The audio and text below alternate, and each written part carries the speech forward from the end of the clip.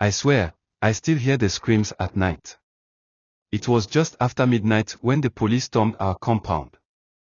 The shouts, the banging on the gate, the flashlight slicing through the dark, everything happened so fast. I was sitting by my window, trying to cool off after a power outage left us in heat and silence. That's when I saw them.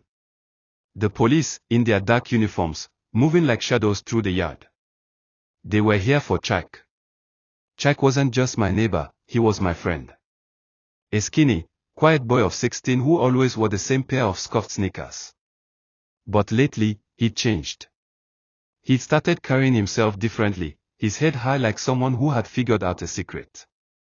He had a new phone, flashy clothes, and once, I even saw him pull out a wad of cash so thick I thought he'd robbed a bank. "Yahoo boys," my uncle had muttered one day, shaking his head. It was his way of saying fraudster. But I didn't believe it. Not Chike. That night, the truth came crashing through the walls. They dragged him out of his room, his mother wailing behind them. "He's just a boy," she kept shouting, clutching her wrapper as though it could shield her from the humiliation. But the officers didn't care. They had laptops, phones, and bundles of documents in plastic bags, evidence, they said. I heard one of them barking orders. "This is the one. He's been running scams, sending emails, duping people overseas." The rest of us in the compound stood frozen. None of us dared to move. We all knew better than to get involved with the police. Chike's face was pale as they cuffed him. His eyes darted around, looking for help, but no one stepped forward. Not even me. I'll never forget the moment he looked at his mother. She was on her knees now, begging, her voice hoarse from crying. And then Chike did something that will haunt me forever, he started laughing. It wasn't the laugh of someone who found anything funny. It was sharp and broken, like he had finally realized how deep a hole he dug for himself. "Is it a crime to want a better life?" he shouted, his voice cracking. The officers shoved him forward, but he kept talking, his words echoing in the silence. "I only wanted to help my family. You think there's work for us? You think there's a way out?" Then, they shoved him into the back of their van, and the gate slammed shut behind them. The next morning, the neighbors whispered. Some said they always knew he was up to no good. Others pitied him, blaming the system for pushing boys like Chike into such things. But all I could think about was his mother, sitting outside their room with her head in her hands, her cries still hanging in the air. That night changed everything for me. It was the first time I saw how quickly someone's life could crumble, how desperation could drive even the kindest soul into darkness.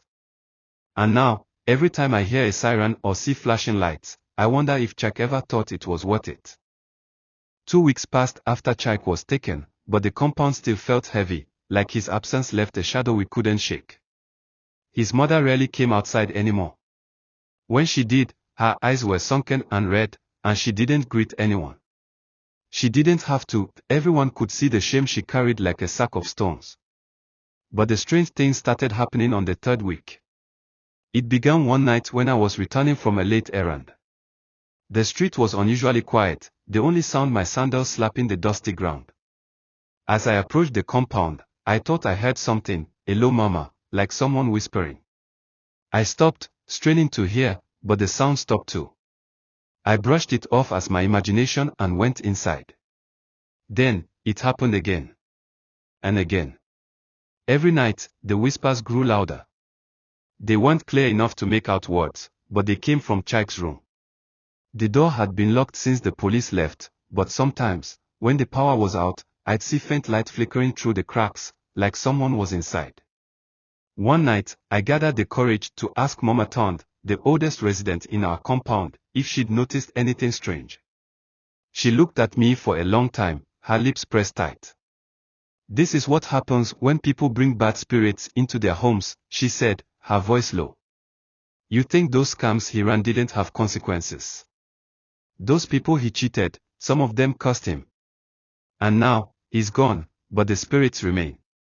I laughed nervously, but her words stayed with me. That night, I stayed up by my window, watching Chike's door. The whispers started again, faint but steady. And then I saw it, the faintest shadow moving across the curtain. My heart hammered in my chest. Someone, or something, was inside. The next morning, I told the neighbors what I'd seen. At first, they dismissed it, saying I was just spooked. But then Musa, the security guard, spoke up. "I've heard them too," he said. "Every night when I'm on duty, I hear voices from that room. And once, I saw footprints in the dust outside his window. Barefoot, like a child's." That's when people started to panic. Some of the neighbors began praying loudly at night. Others packed their things and left the compound altogether. I didn't leave. I needed to know the truth. One evening, I decided to check the room myself. It was stupid, I know, but curiosity got the better of me. I waited until the compound was quiet, then crept to Chike's door. The lock was rusted and looked like it hadn't been touched since that night. I took a deep breath and pushed. The door creaked open, revealing a room shrouded in darkness. The air inside was cold, far colder than it should have been. My flashlight flickered, casting long shadows on the walls. And that's when I saw it. On the wall above Chike's desk were hundreds of scribbled words, overlapping each other like a chaotic web. Emails, names, amounts of money, all scrawled in what looked like charcoal. In the center of it all was a single phrase, written over and over. "I only wanted a better life."